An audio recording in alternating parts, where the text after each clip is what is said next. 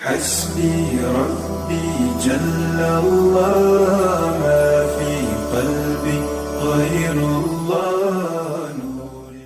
Assalamualaikum warahmatullahi wabarakatuh. Waalaikumsalam warahmatullahi wabarakatuh.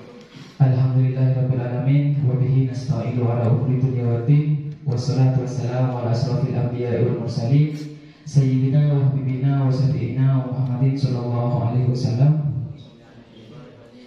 Bersyukur kehadiran Allah Subhanahu wa taala atas limpahan rahmat, taufik, nikmat serta hidayahnya sehingga pada kesempatan kali ini kita dapat berkumpul bersama-sama dalam keadaan sehat walafiat.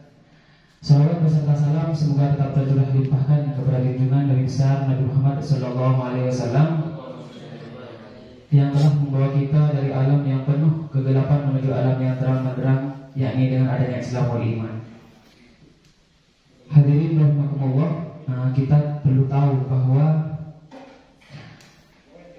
kali ini saya akan memberikan ceramah yang penuh dengan suasana yang penuh dengan kebahagiaan. Kita perlu tahu apa itu moderasi beragama terhadap penyaluran zakat. Moderasi beragama adalah cara pandang kita dalam beragama secara moderat, yakni memahami dan mengamalkan ajaran agama dengan tidak ekstrim, itu baik ekstrim kanan maupun ekstrim kiri. Jadi inti dari moderasi beragama itu adalah adil atau berimbang, seperti itu.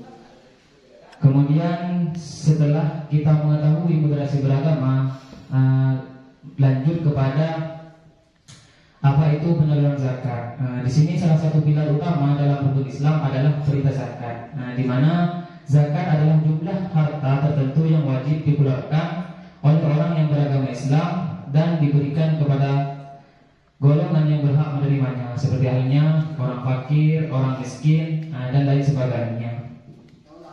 Adapun penyaluran zakat secara produktif, sebagaimana yang telah terjadi di zaman Rasulullah SAW, yang dikemukakan dalam sebuah hadis riwayat Imam Muslim dari Salim bin Abdullah bin Umar, bahwa Rasulullah SAW telah memberikan kepadanya zakat lalu menyuruhnya untuk dikembangkan atau disedekahkan lagi.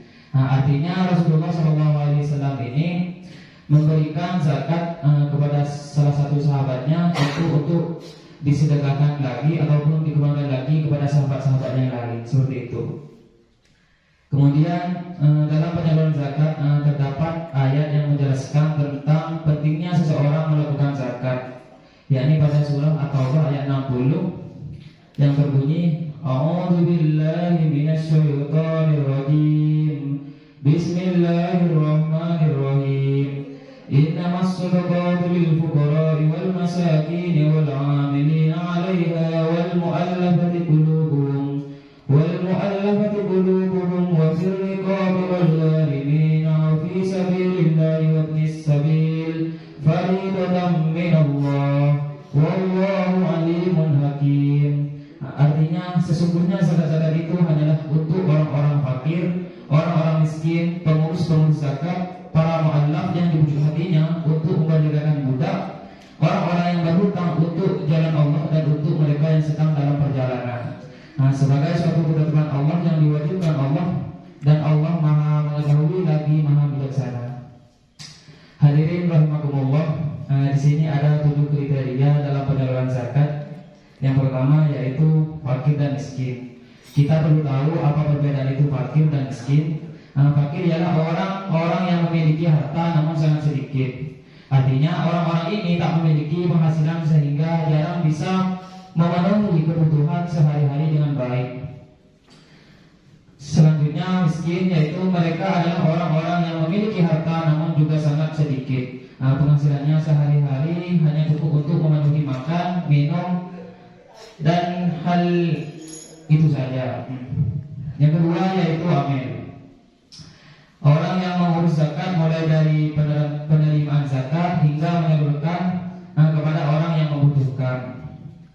Artinya amil di sini hanya mereka yang secara langsung mengurus zakat, mencatat dan mengadministrasikannya, seperti itu. Yang ketiga yaitu mu'allaf. Mu'allaf di sini juga menjadi golongan yang berhak menerima zakat. Ini bertujuan agar orang-orang meyakini Islam sebagai agamanya, Allah sebagai Tuhan dan Muhammad sebagai Rasulnya.